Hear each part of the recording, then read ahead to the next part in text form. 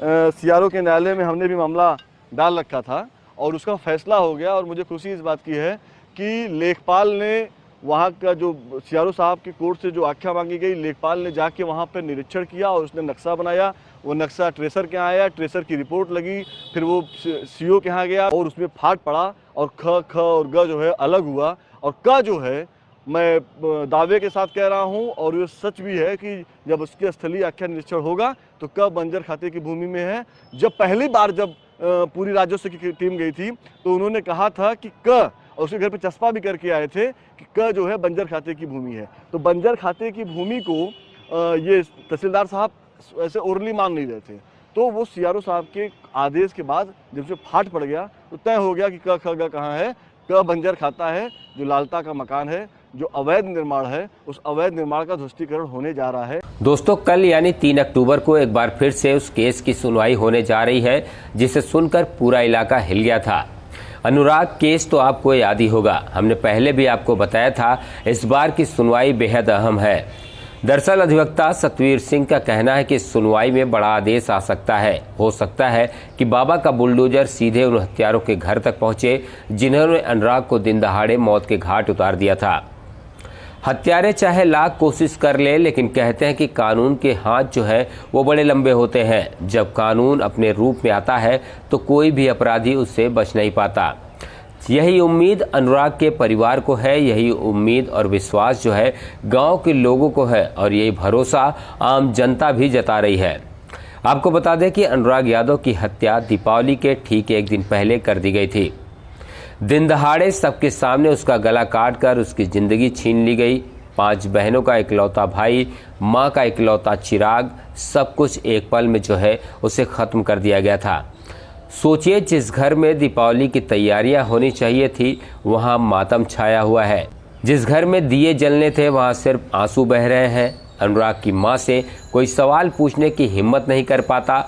उसके सामने अगर अनुराग का नाम भी लिया जाए तो उसकी आंखों से आंसू बहने लगते हैं। उसका गला जो है वो रुंध सा जाता है, वो बोल तक नहीं पाती। उन 5 बहनों के बारे में सोचिए जिनके भाई को, उनके सहारे को, उनके जीवन की रोशनी को हत्यारों ने उनसे छीन लिया। अब उनके पास सिर्फ यादें हैं और इंसाफ की उम्मीद है। गांव के लोग कह रहे हैं इस दीपावली पर चाहे उनके घर में खुशी के दिए भले ही ना जले, लेकिन अगर न्याय मिल गया, अगर हत्यारों के घर पर बुलडोजर चला तो उनके लिए असली रोशनी वही होगी। हर कोई यही सवाल कर रहा है कि क्या इस बार अनुराग के परिवार को इंसाफ मिलेगा? क्या हत्यारों पर कार्रवाई होगी? क्या उनके घरों पर बाबा का बुलडोजर चलकर उनकी अकड़ और अत्याचार का अंत किया जाएगा? अधिवक्ता सतवीर सिंह का कहना है कि तहसीलदार और प्रशासन जो है वो अपनी कार्रवाई पूरी ईमानदारी से कर रहे हैं। उनका मानना है कि 3 अक्टूबर की सुनवाई में कुछ बड़ा निकलकर सामने जरूर आएगा। यह आदेश निश्चित तौर पर अनुराग के पक्ष में ही आएगा, लेकिन सबसे बड़ा सवाल यही है कि अदालत कल ही फैसला सुना देगी या फिर तारीखों का जो सिलसिला है वो एक बार फिर से शुरू हो जाएगा। अगर बुलडोजर चला तो पूरा गांव इसे इंसाफ की जीत मानेगा और अगर आदेश टल गया तो परिवार और जनता की उम्मीदें फिर से लटक जाएंगी। फिलहाल नजरें टिकी हैं कल की सुनवाई पर। कल का दिन इस केस के लिए कितना निर्णायक हो सकता है? क्या बाबा का बुलडोजर चलेगा? क्या अपराधियों को सजा मिलेगी? क्या अनुराग की मां की आंखों के आंसू थमेंगे? ये सवाल जो है सबके मन में है। दोस्तों, हम आपको हर अपडेट सबसे पहले पहुंचाएंगे। आप अपनी राय कमेंट बॉक्स में जरूर दीजिए। चैनल को सब्सक्राइब करें ताकि हर बड़ी खबर आप तक सबसे पहले पहुंचे।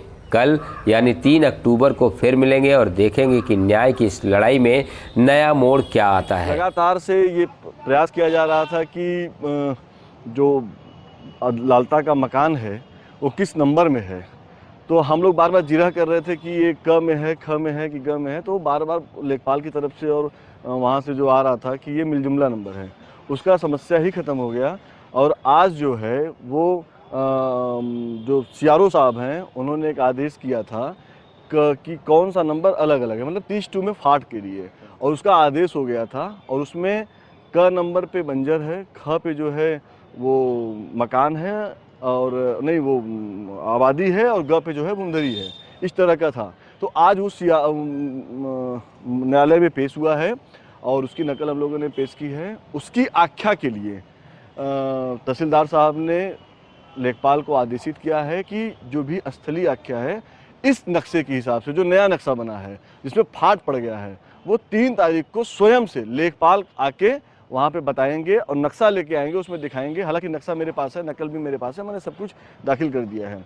उसकी पुष्टि के लिए लेखपाल जो है 3 तारीख को आएंगे और मैं अब पूरी तरह से आश्वस्त हूँ कि 3 तारीख को जो तारीख होगी उसमें लालता के मकान को गिरने का आदेश वो न्यायालय से, तहसीलदार न्यायालय से हो जाएगा।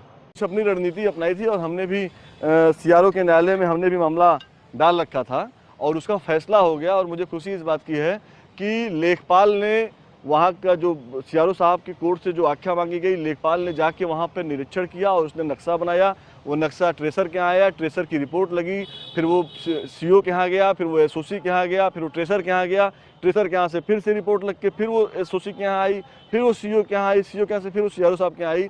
और मामला जब सीआरओ साहब के कोर्ट में पेश हुआ, उसके बाद ये लंबी प्रक्रिया के बाद सीआरओ साहब ने आदेश किया और उसमें फाट पड़ा और ख और ग जो है अलग हुआ। और क जो है, मैं दावे के साथ कह रहा हूं और ये सच भी है कि जब उसकी स्थलीय आख्या निरीक्षण होगा तो क बंजर खाते की भूमि में है।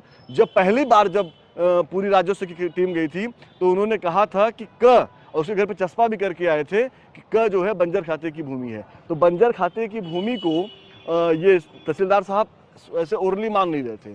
तो वो सीआरओ साहब के आदेश के बाद जब से फाट पड़ गया तो तय हो गया कि क ख ग कहाँ है।